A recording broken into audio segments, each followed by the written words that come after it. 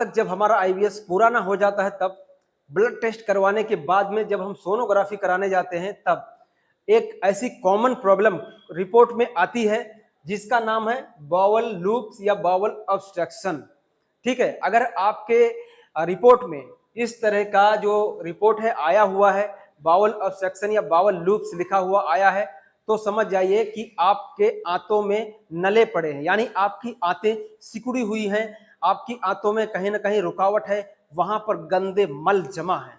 ठीक है, तो उसको कहते हैं बावल ऑब्स्ट्रक्शन या बावल लूप, यानी आपको नले पड़े हैं, आपका आईवीएस कई साल पुराना हो चुका है। दूसरा, ये क्यों होता है दोस्तों? जब भी हमें आईवीएस होता है, ज्यादातर पेशेंट को या तो पहले बहुत भयंकर टाइफाइड हुआ रहता है या तो उनकी नाभि खिसकी हुई रहती है।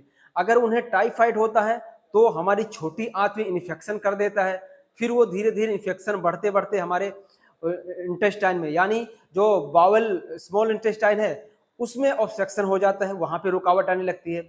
और जैसे नाभि अगर आपकी खिसकी हुई है तो नाभि के आसपास के एरिया में ब्लड सर्कुलेशन नहीं रहता है। अगर ब्लड सर्कुलेशन नहीं रहेगा तो हमारी आंतों में सिकुड़न आ जाएगी, वहां पर गंदे मल जमा हो जाएंगे वहां पे।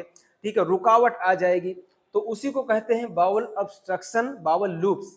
धीरे धीरे हमारी आंतें जब सिकुड़ जाती हैं तब वो लूप्स हो जाते हैं, यानी कि कहीं पे आंतें हमारी सिकुड़ी हुई हैं, कहीं नॉर्मल साइज है, कहीं सिकुड़ी हुई हैं, कहीं नॉर्मल है।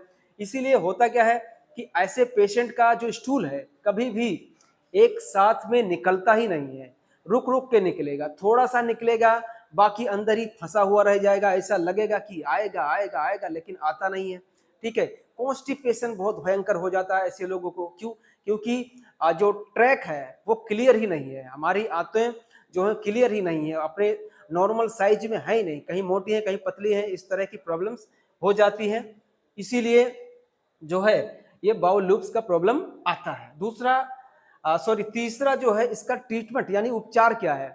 तो नले को ठीक करने के लिए या कॉन्स्टिपेशन को ठीक करने के लिए हम, कॉन्स्टिपेशन अगर ज्यादा है तो उसके लिए हमारी न्यूरोथेरेपी में एलएसटीएफ यानी लेफ्ट साइड ट्रीटमेंट फॉर्मूला होता है, जिसको देकर हम आपके आंतों में जो भी रुकावट है, कॉन्स्टिपेशन है, उसको हम लोग तोड़ते हैं, बढ़ाते हैं, वहां पे पेरिस्टालसिस मूवमेंट को बढ़ाते हैं, तब जाके आपकी आंतें जो है अपने नॉर्मल मूवमेंट में आती है। यानी कि वहां पर आपके बड़ी आंतों में जो ब्लड सर्कुलेशन है उसको बढ़ाया जाता है, तभी वहां पे जो साइज है आपकी आंतों की, कहीं सिकुड़ी है कहीं मोटी है कहीं पतली है, तो वो जो है ब्लड सर्कुलेशन जब हम बढ़ा देते हैं वहां पर, तो जो आते हैं अपने नॉर्मल फॉर्म में आ जाती है और फिर आपका स्टूल जो है पास होने लगता है। यानी और जब हम आपको एलएसटीएफ यानी कि लेफ्ट साइड ट्रीटमेंट यानी कॉन्स्टिपेशन का फॉर्मूला जब दे रहे होते हैं, तब हमने देखा है कि जितने भी पेशेंट को हम कॉन्स्टिपेशन का फॉर्मूला देते हैं उनकी आंतों में अगर बहुत भयंकर नले पड़े हैं पेट में, तो उनका जो स्टूल है, लैट्रिन जो उनकी होती है, बिल्कुल काली काली निकलता है, एकदम काला काला स्टूल होने लगता है। ठीक है, अब काला काला मल होने निकलने लगता है तो बहुत सारे पेशेंट आके बोलते हैं कि ऐसा हो रहा है, कहीं ब्लड तो नहीं निकल रहा है, बट हम उनको कहते हैं कि आपको हम कॉन्स्टिपेशन का ट्रीटमेंट दे रहे हैं, फॉर्मूला दे रहे हैं, तो उसके वजह से ही आपको जो स्टूल है वो थोड़ा ब्लैक टाइप का निकलता है, उसको घबराने की जरूरत नहीं है।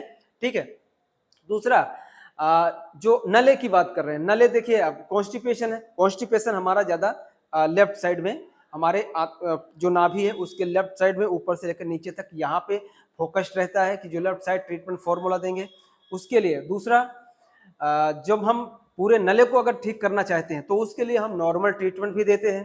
ठीक है, उसके लिए हम अजय नॉर्मल देते हैं, नॉर्मल ट्रीटमेंट देते हैं। और जैसे इन्फ्लामेशन है, आंतों में सूजन है, उसको कम करने के लिए हम लोग इन्फ्लामेशन ट्रीटमेंट देते हैं। किसी को अनपचा टॉयलेट आ रहा है तो अनपचा टॉयलेट को ठीक करने के लिए यूडीएफ का ट्रीटमेंट देते हैं। किसी को पेट फूलता है उसके लिए हम एचसीएल फॉर्मूला देते हैं। ठीक है, किसी को नाइट फॉल हो रहा होता है तो उनके लिए हम न्यू जीन्स फॉर्मूला देते हैं। ठीक है, तो जो हमारा ट्रीटमेंट होता है लगभग 1 से सवा घंटे का हो जाता है। ठीक है, अब देखिए आईबीएस का जो पेशेंट है, एक तो पहली बात है कि वो एंजाइटी में रहते हैं। ठीक है, बहुत जगह से इलाज करा के थक चुके होते हैं, एंजाइटी है पूरी, उनको लगता है कि अब मैं ठीक नहीं हो सकता, मेरी जिंदगी तो गई। इस तरह के थॉट्स उनके बार बार दिमाग में आते रहते हैं और उन्हें नींद की भी बहुत भयंकर समस्या रहती है। ठीक है, तो उनके लिए हम लोग गैस आई वगैरह वो सब जो भी होता है हमारे फॉर्मूला में वो सब कवर करते हैं, इसलिए 1 से सवा घंटे का ट्रीटमेंट हम लोग देते हैं, तभी जाकर पेशेंट को रिजल्ट मिलता है और आदमी ठीक होके जाता है। तो दोस्तों, अगर आपको बाउल ऑब्स्ट्रक्शन या इस तरह के बाउल लूप्स आपके रिपोर्ट्स में आ रहा है तो आपको घबराने की जरूरत नहीं है। आपको आके यहाँ पर समय निकालकर पॉजिटिव रहकर ट्रीटमेंट लेंगे, आपकी समस्या 100% हल की जाएगी। ठीक है दोस्तों, और आप जैसा कि आप लोग जानते हैं कि मेरा जो काम है स्पेशली आईबीएस पे ही फोकस्ड है। तो दोस्तों, अगर आपको आईबीएस की प्रॉब्लम है और आप वीडियो को लाइक करते हैं, देखते हैं, वॉच करते हैं, तो प्लीज यार एक सब्सक्राइब जरूर कर लीजिए। ठीक है दोस्तों।